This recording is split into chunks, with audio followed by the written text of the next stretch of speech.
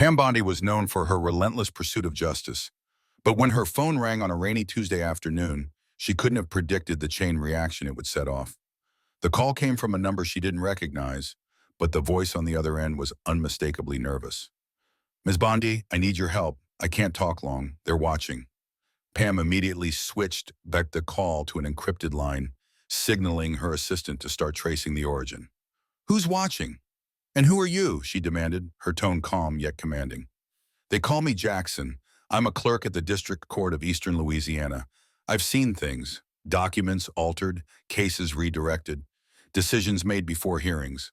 I tried to report it internally, but they know I'm digging." Pam's pulse quickened. "Who are you talking about?" "Judge Calhoun. He's not just bending the law, he's breaking it, covering up political corruption, protecting donors. I saw files sealed without legal basis. I need to meet. They can't know I spoke to you." Pam took a deep breath, considering the risks. "Send me what you have. I'll make sure it doesn't get buried." Before Jackson could respond, the line went dead. Pam glanced at her assistant. "Did you get the trace?" Her assistant shook her head.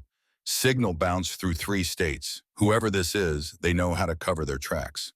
Pam knew the type, whistleblowers who felt trapped, caught between doing the right thing and preserving their own safety. She didn't need much to go on. Her instincts were already screaming that this was something big. 2 hours later, a package arrived, unmarked, couriered from a small post office in Baton Rouge. Inside was a single flash drive, meticulously labeled, "Calhoun Case Files, Confidential." Pam loaded the drive on a secure laptop, scrolling through what seemed to be standard court documents at first glance.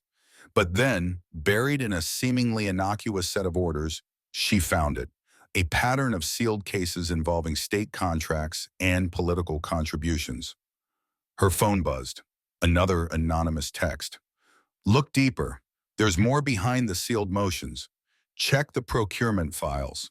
She didn't sleep that night. By dawn, her team had discovered the connection. Judge Calhoun had repeatedly ruled in favor of contractors who were also political donors to his re-election fund. Sealed motions hid financial records implicating several high-ranking state officials. Pam knew she couldn't go public yet, not without airtight evidence. She called a trusted contact at the Department of Justice, briefing them without revealing Jackson's identity. As news broke of Calhoun's questionable rulings in local media, Pam knew it was only the beginning. She could feel the storm brewing, but what worried her most wasn't just the judge's corruption, it was the system that allowed it to fester. Pam Bondi sat in her office, eyes locked on the screen, as evidence continued to pour in. The deeper her team dug, the more sinister the pattern became. Not only was Judge Calhoun sealing politically sensitive cases, but he was also manipulating case assignments, ensuring that controversial cases always landed in his courtroom. Late one evening, Pam's phone chimed, a message from an anonymous number. The text read, "They know, your source is in danger, move fast." Alarmed, Pam called Jackson using the encrypted line she had provided. No answer. She tried twice more. Still nothing. Her instincts screamed at her that something had gone terribly wrong. She directed her team to pull up every security camera within a mile radius of Jackson's last known location. Meanwhile, Pam began piecing together the network behind Calhoun. It wasn't just about bribes and sealed records. It was deeper, political influence spreading through state contracts, secret deals with construction companies, and suspicious campaign donations. The judge wasn't acting alone. This was a coordinated effort, one that reached the highest levels of the state's political machine. 2 days later, Jackson's body was found in a motel room just outside New Orleans. Official cause of death, suicide. Pam knew better. She had read enough autopsy reports in her career to recognize a cover-up. She called in a favor from a trusted medical examiner, demanding a second independent autopsy. The results confirmed her suspicions. Jackson's injuries were inconsistent with suicide. Someone had silenced him. Pam's anger boiled over. This wasn't just about corruption anymore. They had killed a whistleblower, one of the few brave enough to risk everything for the truth. Bondi decided to go public, but she needed something more substantial, an undeniable link between Calhoun and the political insiders he was protecting. That night, as Pam reviewed the files for the 100th time, she found it. an email trail buried in court records. One of Calhoun's clerks had mistakenly forwarded a draft of a ruling to a political operative before the decision was finalized. The operative had responded with suggested edits, and Calhoun had implemented them verbatim. Pam's heart pounded. This was it, the proof she needed. With her legal team, she drafted a press statement outlining the corruption without naming her source. She called for a federal investigation, demanding that Calhoun be removed from the bench immediately. The backlash was swift. Media outlets loyal to Calhoun and his political allies painted Pam as a power-hungry prosecutor out to dismantle the judiciary. One commentator sneered, "Bondi's on a witch hunt. She can't accept that judges sometimes rule against her political allies." But Pam didn't back down. In a televised address, she laid out the evidence, emphasizing the independent nature of her findings. She made it clear, this is not about politics, it's about justice. Judge Calhoun has betrayed the public trust, and those responsible for silencing a whistleblower will be held accountable. The political machine tried to discredit her, but Pam had one more ace up her sleeve, a surviving video recording from a street camera near the motel. It showed two men entering Jackson's room hours before his death, both identified as aides to Calhoun's political backers. Pam released the footage to the public, and suddenly the narrative shifted. Social media exploded with outrage. People demanded Calhoun's resignation. Investigators couldn't ignore the evidence anymore. Within days, the DOJ announced an official probe, and Calhoun's allies began distancing themselves. The judge went into hiding, refusing to address the allegations.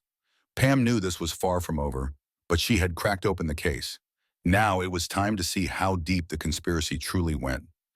As the investigation into Judge Calhoun escalated, Pam Bondi found herself at the center of a national firestorm. The country was polarized, those who saw her as a relentless crusader for justice and those who believed she was attacking the judiciary for political gain. But the evidence was undeniable.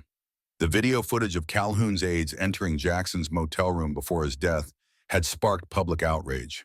Federal authorities moved quickly. Subpoenas were issued for financial records, court documents, and communications between Calhoun and his political allies. Pam's office was flooded with calls, some expressing support, others hurling accusations. Her team was exhausted but resolute. One morning, as Pam was briefing her staff, her assistant rushed in. "You need to see this," he said, switching on the news. On the screen was Calhoun himself, standing outside his residence, flanked by his attorneys. He looked pale, visibly shaken, but his voice remained defiant. "I have served the people of Louisiana honorably," he declared. "These allegations are a coordinated attack on my integrity and the integrity of our justice system. I will not resign. I will fight this to the end." Pam's phone buzzed incessantly, calls from reporters seeking a response. She took a deep breath, composed herself, and prepared a statement. "Judge Calhoun has every right to defend himself," she said to the camera during a live broadcast. "But the evidence speaks for itself. This isn't about politics. It's about holding those in power accountable. Our justice system must remain impartial and honest. We cannot allow corruption to undermine public trust." Days passed, and the investigation gained momentum. Federal agents discovered a series of offshore accounts linked to Calhoun's campaign manager, filled with suspicious deposits coinciding with the key rulings. Furthermore, leaked emails revealed a pattern of coordination between Calhoun's office and local business tycoons with political influence. Then came the tipping point. A recording surfaced, anonymously submitted to Pam's office. It was a wiretap from an unrelated investigation into political campaign finance. On the tape, Calhoun was heard discussing the need to keep Bondi quiet with a state legislator. Pam's team verified the recording's authenticity, and within hours it became public. The revelation sent shockwaves through political circles.